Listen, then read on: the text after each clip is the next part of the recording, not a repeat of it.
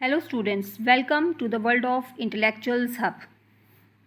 Students, आज हम पढ़ने जा रहे हैं एजुकेशन, जिसमें हम पढ़ेंगे एजुकेशन का concept, meaning, nature, aim, its types and objectives. So students, education क्या है? एजुकेशन जो है ये एक ब्रॉड रेंज ऑफ एक्टिविटीज़ को मिला के बनाई गई है, जिसमें हमारी एक्टिविटीज़ आती हैं intellectual, social, emotional, moral and physical. Intellectual activities हो गई हैं जिसमें स्कूल्स में करवाया जाता है, क्विज़ कॉम्पिटिशन्स करवाए जाते हैं, डिबेट सिम्पोजियम्स करवाए जाते हैं। सोशल एक्टिविटीज़ होगी जिसमें जो सोसाइटी के साथ मिलती जुलती होती हैं, जिसमें सोसाइटी की इन्वॉल्वमेंट रहती है, क्लीननेस ड्राइव्स वगैरह होती हैं, स्वच्छ भारत अभियान जैसे आपने देखा है। इमोशनल एक्टिविटीज़ में बच्चों को इमोशनली स्ट्रॉन्ग होना सिखाया जाता है कि बच्चों को पता हो कि उनको इमोशंस को कैसे बैलेंस करना है जब वो सैड पोजीशन में होते हैं, या समटाइम्स वो बहुत एक्साइटेड हो जाते हैं। तो कुछ बच्चे आगे पीछे की चीज़ों को उठा के इधर उधर फेंकना शुरू कर देते, तो उनको ये चीज़ एजुकेशन सिखाती है कि उनको कैसे सिविलाइज्ड होना है, कि कैसे उन्होंने अपनी इमोशंस को कंट्रोल में रखना है। मॉरल वैल्यूज़ बच्चों को सिखाई जाती हैं कि कैसे उनको अपने एल्डर्स की रिस्पेक्ट करनी है, यंगर वंस के साथ, अपने छोटों के साथ कैसे उनका बिहेवियर होना चाहिए। ये सारी चीज़ें जो है एजुकेशन हमें सिखाती है। फ़िज़िकल डेवलपमेंट बच्चे की बहुत ज़रूरी है। जब बच्चा एक हेल्दी बॉडी होगी उसकी, तभी उसका माइंड स्ट्रॉन्ग होगा।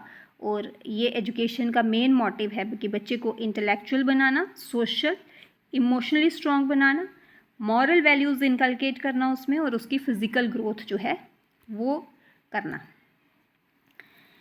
एजुकेशन जो है ये एक पर्पसफुल एक्टिविटी है, और इसका पर्पस क्या है कि बच्चे में नॉलेज, स्किल्स और करैक्टर ट्रेट्स जो हैं वो डेवलप करना।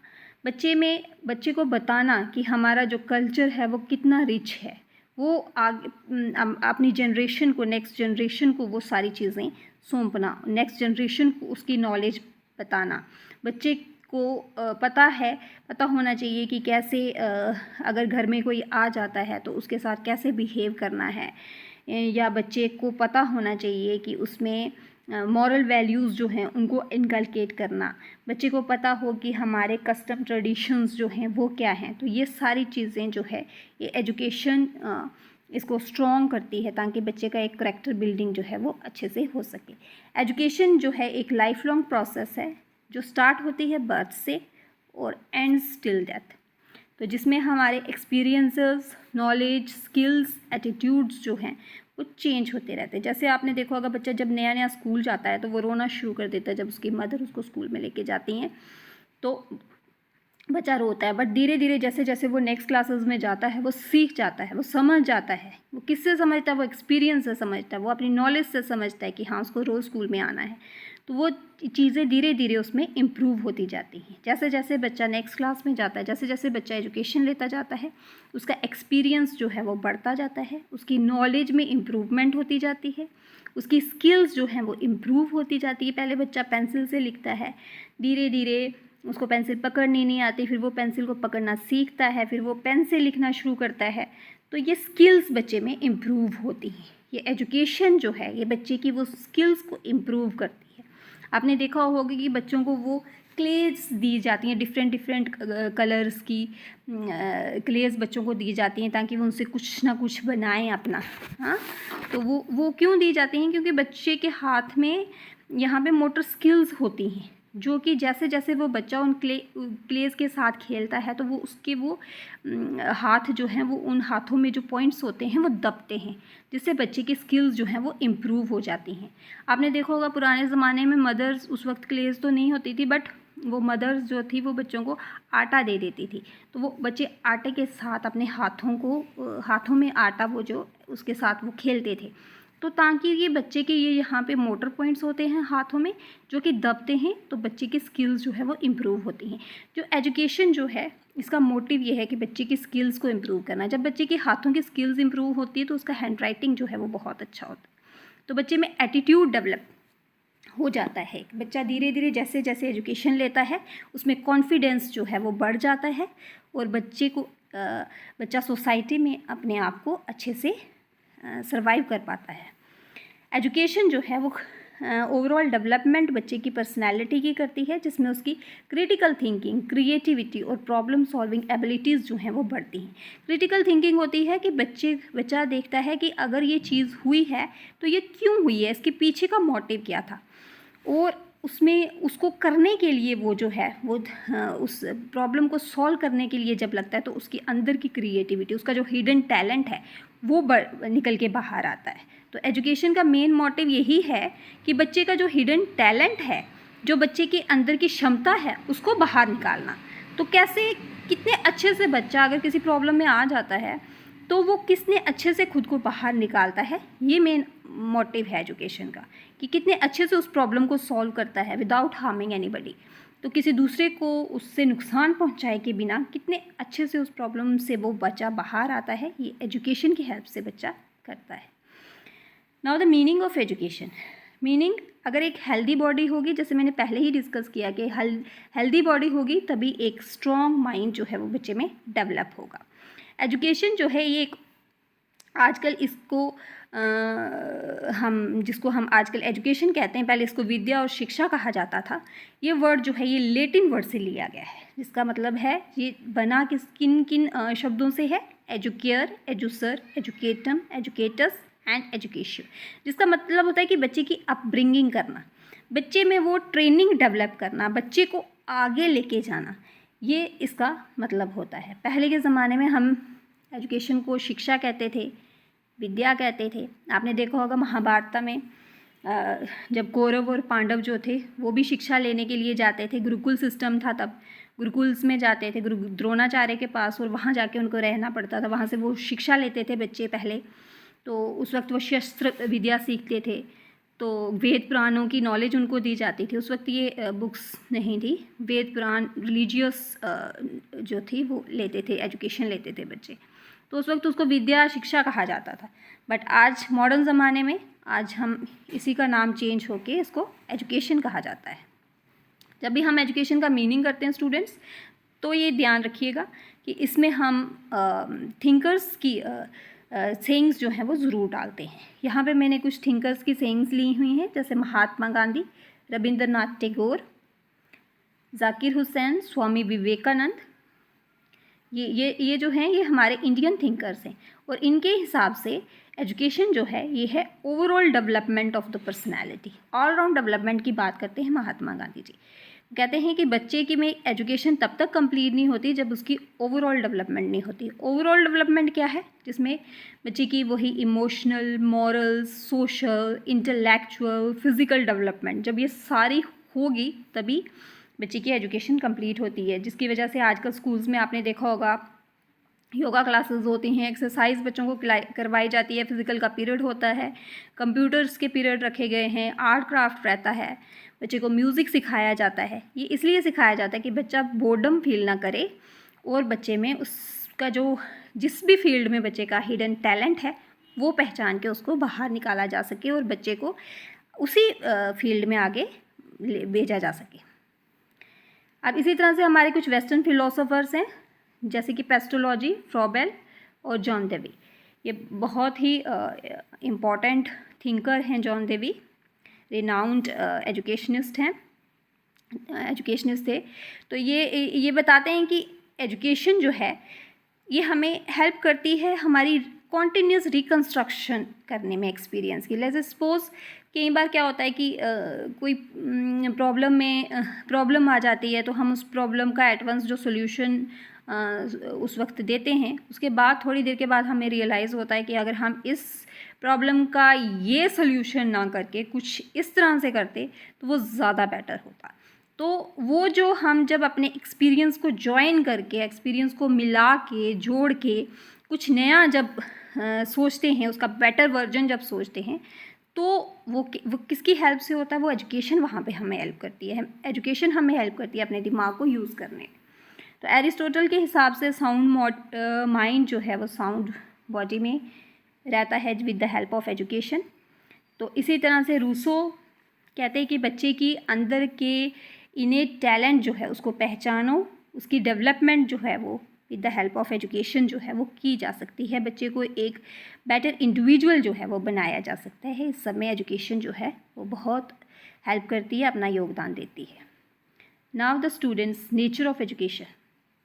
एजुकेशन एक बैलेंस्ड एक्टिविटी है।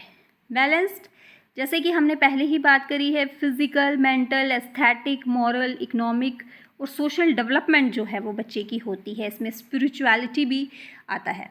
कई बच्चे आपने देखा होगा सुबह की पूजा पाठ करके फिर स्कूल्स में, कॉलेजेस में जाते हैं, ताकि उनके जो अंदर का वो जो एनिमल इंस्टिंक्ट है उसको कन्वर्ट किया जा सके एक सिविलाइज्ड पर्सन में। ये स्पिरिचुअलिटी हमें हेल्प करती है। वो कहते हैं ना कि हर इंसान के अंदर एक जानवर होता है, तो उस जानवर को मार के एक अच्छे इंसान में तब्दील करने के लिए एजुकेशन हेल्प करती है। ये एक बैलेंस्ड क्वालिटी तभी बनती है जब उसमें बच्चे में ये सारी एक्टिविटीज़ जो हैं वो मौजूद हों। हाँ, इसको डायनेमिक प्रोसेस भी कहा जाता है। डायनेमिक क्यों?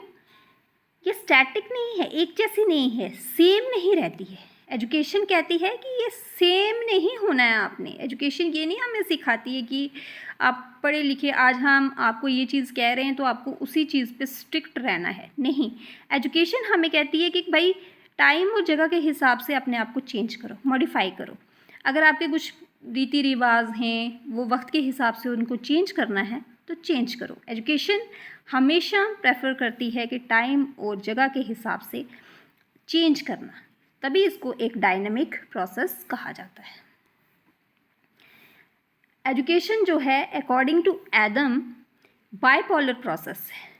दो लोगों का इसमें इन्वॉल्वमेंट है, टीचर और स्टूडेंट। फॉर एग्जांपल, टीचर पढ़ा रही हैं, स्टूडेंट ही रेडी नहीं है पढ़ने के लिए, स्टूडेंट का इंटरेस्ट डेवलप नहीं हो रहा है, तो स्टूडेंट को वो इंटरेस्ट डेवलप करना, ताकि दोनों जो टीचर जो चीज़ जो उसको समझा रही है बच्चे को, वो बच्चा उस चीज़ को समझे अच्छे से। इसीलिए ये एक बाइपोलर प्रोसेस है, दोनों एक दूसरे के ऊपर लिंक्ड हैं। Education as growth. एजुकेशन हमें हेल्प करती है किसमें? ग्रोथ में। हाँ, आपने देखा होगा कि धीरे धीरे बच्चा जो है उसमें वो नेक्स्ट क्लासेस में जाता है, पहले फर्स्ट, सेकंड, थर्ड, जैसे जैसे वो बढ़ता जाता है वो आगे आगे सीखता जाता है। जैसे जैसे वो सीखेगा वो एक बेटर वर्जन, एक बेटर इंडिविजुअल जो है वो तैयार होके निकलता है।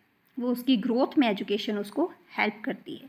कैसे हेल्प करेगी? जैसे एक एग्जांपल मैं आपको देती हूँ कि जैसे सपोज बच्चा फिज़िकल एक्सरसाइज करता है, first onward, second, third, fourth, इस तरह से क्लासेस में बच्चे का फिज़िकल एक्सरसाइजेस स्टार्ट होती हैं, स्कूल में योगाज होते हैं।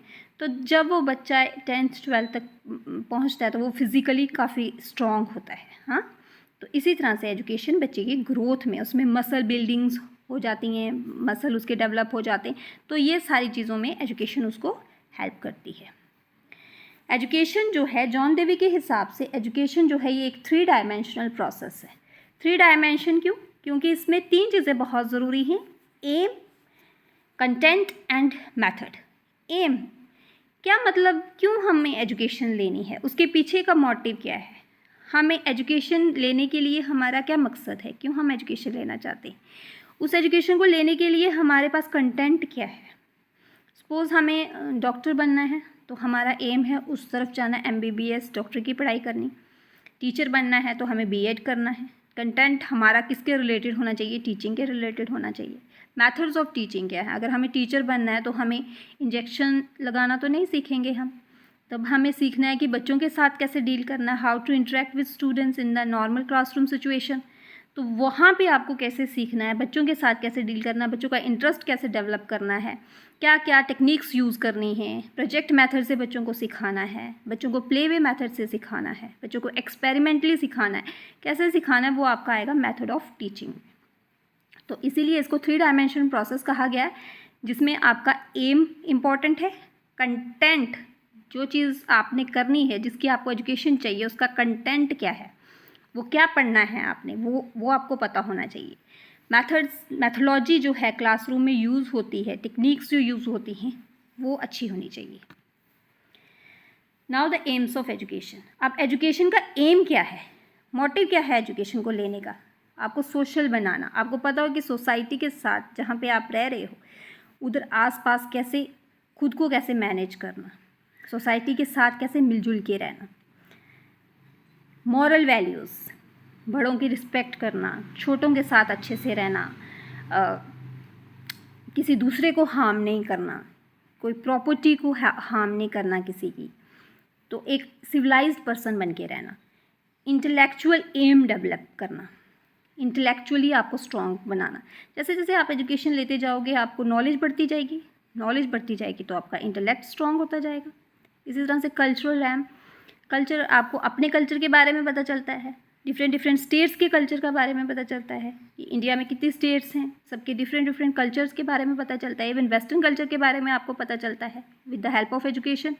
वोकेशनल एम, आपका वोकेशन चूज़ करने में आपको हेल्प की जाती है कि भाई आपको डॉक्टर बनना है, इंजीनियर बनना है, टीचर बनना है, कहाँ किस प्रोफेशन में जाना है, शेफ़ बनना है, अच्छी आपके कुकिंग स्किल्स अच्छी हैं तो आप शेफ़ बन सकते हैं। तो वोकेशन क्या होता है कि किसी प्रोफेशन को चूज़ करना, वहाँ पे एजुकेशन हेल्प करती है।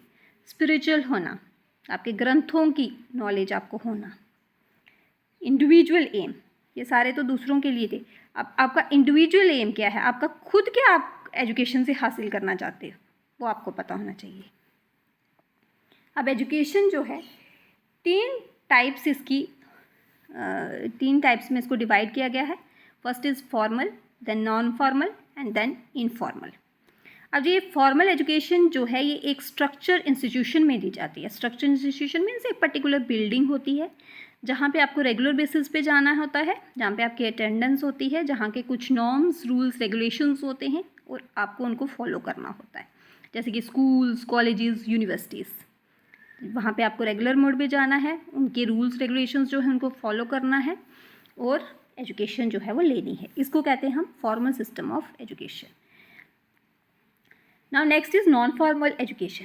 नॉन फॉर्मल एजुकेशन जो है ये एक स्ट्रक्चर इंस्टीट्यूशन तो होता है यहाँ पे, पर यहाँ पे आप बाहर रह के भी उस स्ट्रक्चर इंस्टीट्यूशन से बाहर रह के भी पढ़ सकते हो। आपको रेगुलर बेसिस पे यहाँ पे नहीं जाने की ज़रूरत होती है।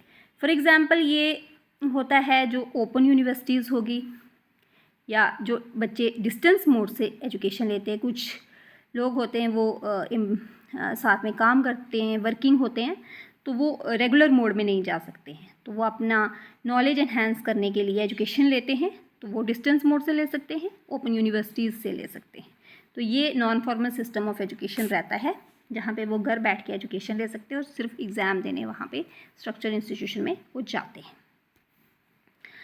Now last is your informal education. अब ये इनफॉर्मल एजुकेशन क्या है, ये अनस्ट्रक्चर्ड इंस्टीट्यूशन में दी जाती है। इसके लिए कोई आपको स्कूल, कॉलेज, यूनिवर्सिटीज़ में जाने की ज़रूरत नहीं है। ये आप एक अपने डेली एक्सपीरियंस से जो चीज़ सीखते हो। सपोज़ आपने कोई कुकिंग की रेसिपी कोई सीख ली, ठीक है, वो आपका इनफॉर्मल एजुकेशन होगा। सपोज़ आपने कुछ और कोई टेक्निक कुछ सीख ली, तो वो आपका इनफॉर्मल एजुकेशन होगा। किसी से कुछ आपने नया सीखा जिससे आपकी नॉलेज जो है वो बढ़ गई, वो होता है informal education. And last is your objectives of education. I hope का आपको ये सारा क्लियर हो रहा होगा। नाउ द ऑब्जेक्टिव्स क्या है कि एजुकेशन का उद्देश्य क्या है, क्यों हम एजुकेशन लेना चाहते हैं, उसके पीछे हमारा उद्देश्य क्या है। सबसे पहला हमारा उद्देश्य है कि हमें प्रिपेयरिंग फॉर द फ्यूचर, उस बच्चे को, उस इंडिविजुअल को प्रिपेयर करना है उसके फ्यूचर के लिए, ताकि वो फ्यूचर में अच्छे से सर्वाइव कर पाए। दूसरा उसका ओवरऑल डेवलपमेंट करना। ओवरऑल डेवलपमेंट में जैसे हमने कहा physical, emotional, social, moral, intellectually strong करना उसको, तो ये उसकी ओवरऑल डेवलपमेंट होती है। ट्रेनिंग फॉर लीडरशिप, एजुकेशन उसको हेल्प करेगी एक बेटर लीडर बनने में, एक बेटर वर्जन बनने में, एक उसमें कॉन्फिडेंस डेवलप करने में, ताकि वो कोप अप कर पाए सोसाइटी के साथ। इसी तरह से नेक्स्ट पॉइंट है रिसर्च एंड इनोवेशन। रिसर्च, यहाँ पे उसको साइंटिस्ट नहीं बनना है, यहाँ पे रिसर्च का है कि उसमें एक क्रिटिकल थिंकिंग जो है वो बच्चे में डेवलप हो, वो समझे चीज़ को कि अगर ये हुआ है तो इसको और अच्छे तरीके से कैसे कर सकते हैं, अगर ये प्रॉब्लम है तो इसको इसका बेटर वर्जन क्या हो सकता है, इसको और अच्छे तरीके से किस तरह से करें और इसको किसे नया बना के कुछ इसका किया जाए, क्या नई चीज़ ला सकें उसमें। तो ये हेल्प करती है एजुकेशन बच्चे की पर्सनैलिटी डेवलप करने में। यस, जब उसमें वो एजुकेशन लेगा, जब वो एजुकेटेड होगा तो उसकी पर्सनैलिटी की डेवलपमेंट होगी। अब दो लोग होंगे आपके पास, एक एजुकेटेड पर्सन होगा, एक अनएजुकेटेड पर्सन होगा, तो आप उन दोनों के बिहेवियर का डिफरेंस अच्छे से जज कर सकते हैं। हैंड्स ऑन ट्रेनिंग, जो मोटिव है आपका, जो आप बनना चाहते हो, वहाँ पे आपको हेल्प करेगा एजुकेशन पहुँचाने में। किसकी हेल्प से, किसकी मदद से? टीचिंग लर्निंग मटेरियल के हेल्प से। अब टीचिंग लर्निंग मटेरियल क्या है? Chalk board, black board, duster, aids, audio visual aids आजकल यूज़ की जाती हैं ताकि टीचिंग में थोड़ा सा फ्लेवर डाला जा सके, थोड़ा तड़का लगाया जा सके। स्पाइस की तरह काम करती हैं ऑडियो विजुअल एड्स, ताकि टीचिंग को इंटरेस्टिंग बनाया जा सके और बच्चा जो है वो बॉर्डम फील ना करे। बुक, नोटबुक, ब्लैक बोर्ड के साथ पढ़ के बच्चे में कुछ पिक्चर्स वहाँ पे डाली जाती हैं, कुछ ऑडियोज़ बच्चों को सुनाई जाती हैं ताकि बच्चे की वो नॉर्मल रूटीन से थोड़ा सा हट के हो, बच्चे की क्यूरोसिटी डेवलप हो, बच्चे का इंटरेस्ट उसमें डेवलप हो और बच्चा जो है अपने टीचिंग को इफ़ेक्टिव तरीके से समझ सके, बच्चा उस टॉपिक को अच्छे से समझ सके। इसके लिए ऑडियो विजुअल एड्स यूज़ की जाती हैं जो कि एक मसाले, एक तड़के की तरह एजुकेशन में काम करती हैं। So students, this is all about education. I hope कि आपको अच्छे से समझ में आया होगा। अगर अच्छे से समझ में आया तो please like, comment, share and subscribe.